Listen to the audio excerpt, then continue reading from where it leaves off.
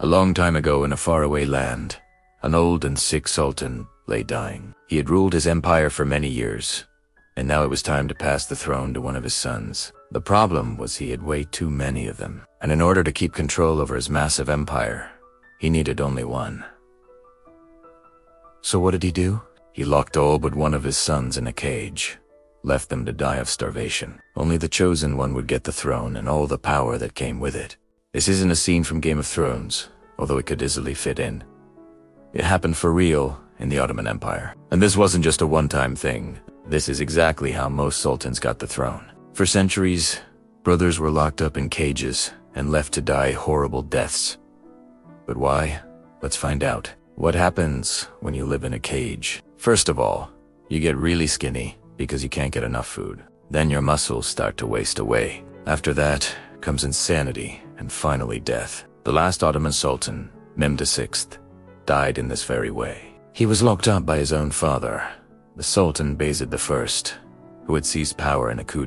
He locked up his young brother in a cage along with several other rivals, and they all wasted away. Even though Mehmed was only 27 years old when he died, he weighed only 37 kilos, or about 80 pounds. That's as heavy as a bowl of rice. But this wasn't some special case. It was normal. If we take a look at the history of the Ottoman Empire, we will see that almost every sultan came to power by killing his brothers, or half-brothers. It all started with Orhan, who became sultan after his father. Osman, the founder of the dynasty, died in 1288. Orhan was supposed to be the heir to the throne, so there was no need to lock him up in a cage. But this wasn't the case for his younger brother, Aladdin, who was kept in a cage for 10 years. Until he died, this was done to prevent any possible rebellions. Then came Murad I, who imprisoned his brother, Yaqub, in a cage in 1359.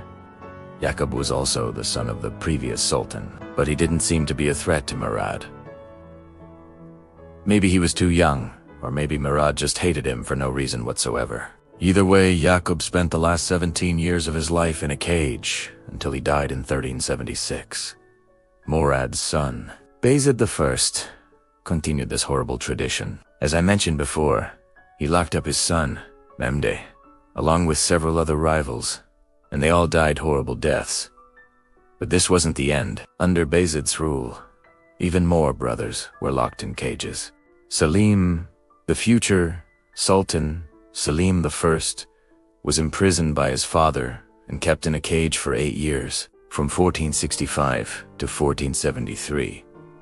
Then Mustafa, another one of Bayezid's sons, tried to rebel against his father, so he was locked up in a cage and starved to death. Next was Ahmad, who was also imprisoned by his father, Sultan Bayezid. And finally, Korkut, who was kept in a cage by his brother, Sultan Selim, until he died in 1511. And if you think that's the end of the story, you are very wrong. Even more sultans were imprisoned by their brothers. Mustafa III was killed by his brother, Ahmed I. In 1703, then Ahmed's son, Sultan Mustafa II, wasn't killed by his father, but he was locked in a cage anyway. In 1757, the Sultan's wife, Turhan Hatun, imprisoned her husband's brother, Rafi Effendi, in a cage. And finally, Sultan Abdul Hamid II was deposed by his own brother, Mehmed VI, and he spent the last 7 years of his life in a cage until he died in 1926. So why did they do this? Why did they lock up their own brothers, sons, and even nephews? There are a few reasons for this, but the main one is power. You see, the Ottoman sultans didn't want to share power with anyone, not even with their own relatives. They wanted to be the one and only ruler of the empire, and if there was anyone who could threaten their power, they would get rid of them, even if it meant locking them up in a cage and letting them starve to death. Another reason was fear. The Ottomans were afraid of rebellions. You see, the empire was huge, and it was impossible to control all of it at once. So the sultans kept a close eye on their brothers and sons, always suspicious that they were planning a coup. If they saw any sign of disloyalty, they would lock up the offender in a cage. The third reason was tradition. By the time the Ottomans started imprisoning their relatives, it had become a tradition.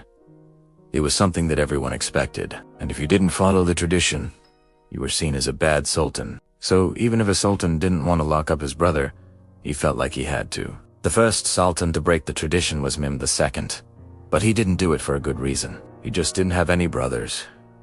Otherwise, he would have locked them up in cages, just like his father did to him. It is important to mention that these weren't the only victims of the cage killings. Sometimes the Ottomans locked up their wives and concubines in cages as well. For example, in 1718, Sultan Mehmed III locked up his wife, Satibal, in a cage. She was only allowed to eat cucumbers and cabbage, and she died within a few months. Another victim was Sultan Abdulhamid II's wife, Sabia Sultan, who was locked up in a cage for 12 years until she died in 1927. It may seem hard to believe, but this actually happened. The Ottoman sultans were known for their cruelty, and they didn't hesitate to use violence against anyone, even their own family members. Locking people in cages and letting them starve to death was just another day in the Ottoman Empire. Now let's move on to some interesting questions that you may have. What was the purpose of the cages? The cages were used to imprison and isolate the Ottoman sultan's rivals, usually their brothers or sons. They were locked up in the cages for extended periods, sometimes years, until they died of starvation. How did the prisoners die? The prisoners died of starvation and dehydration. They were only given enough food and water to survive, not to thrive. And since they were kept in isolation, they had no one to talk to or ask for help. This led to severe mental health issues and eventually death.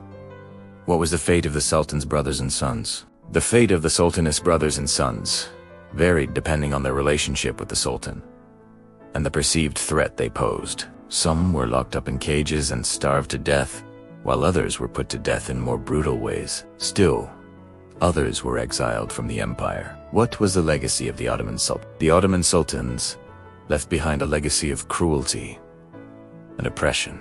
Their reign saw the deaths of countless innocent people, including their own family members. Despite their brutality, they managed to create a vast empire that lasted for centuries. That's all for today. Thank you for watching, and don't forget to like and subscribe for more videos like this.